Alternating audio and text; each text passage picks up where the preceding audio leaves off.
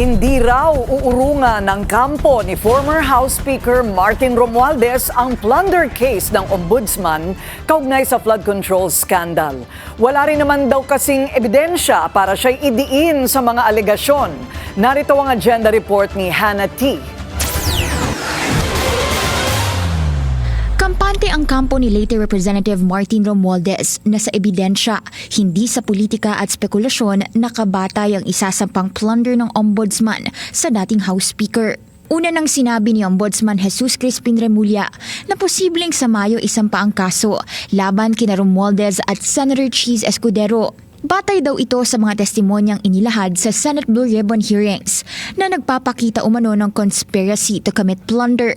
Ayon sa abogado ni Romualdez na si Attorney Ade Fajardo, sa ngayon ay wala pa raw ebidensyang nagdudugtong kay Romualdez sa umano'y mga ghost at substandard flood control project. Wala pa rin daw formal na kasong naisasampa, finding of probable cause, at wala pang formal na pagtutukoy ng liability sa puntong ito.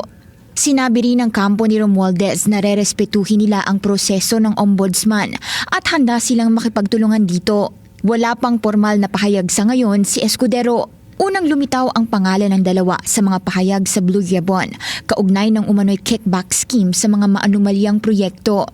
Nagkakudeta sa Senado early September, dahilan ng palit liderato at pagbaba sa pwesto ni Escudero bilang Senate President sa gitna ng mga akusasyon laban sa kanya. Sinundan niya ng resignation ni Romualdez as Speaker by September 17 bilang bahagi raw ng full accountability and transparency sa gitna ng investigasyon ng Independent Commission for Infrastructure.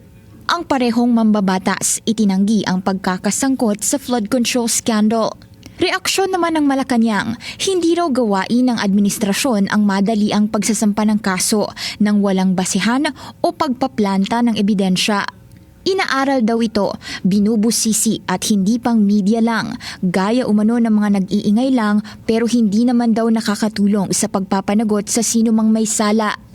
Paalala rin ni Palace Press Officer at Undersecretary Claire Castro, si PBBM ang nangunang magpaimbestiga sa flood control scandal at gusto niyang managot ang dapat managot. Para sa agenda, Hannah T. Bilyonaryo News Channel. Manatiling nakatutok sa Bilyonaryo News Channel. Sumubaybay sa aming social media accounts at mag-subscribe sa aming YouTube channel para sa mga bago at eksklusibong balita.